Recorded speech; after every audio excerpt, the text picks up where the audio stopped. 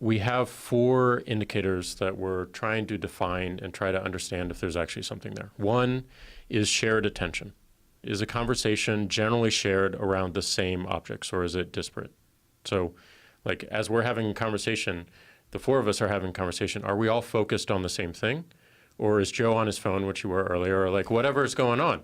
Because more shared attention will lead to healthier conversation. Number 2 is shared reality.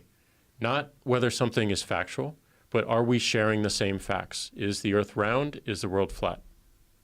So we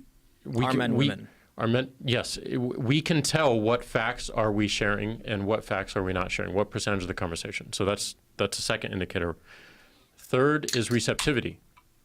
Are the participants receptive to debate and to civility and to expressing their opinion? And even if it is something that might be hurtful, are people receptive to at least look at and be empathetic and look at what's behind that?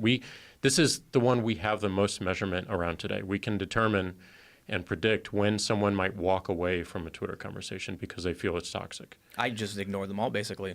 So, and we see that in our data, right? So and there's some conversations that you get into and you persist. And then finally is variety of perspective. Are we actually seeing the full spectrum of any topic that's being talked about? And these are not meant to be taken as individual parts, but in unison, how they play together. And we've written these out.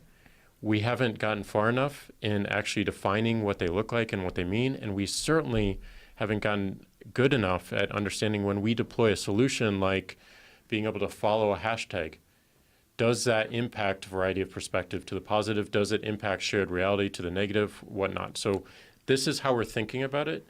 And as we think more about that, that influences our product, influences our enforcement, and influences our policy as well. What you're describing sounds wildly different to what Twitter is, right? So you have a goal for where you want to get with those metrics. Mm-hmm. So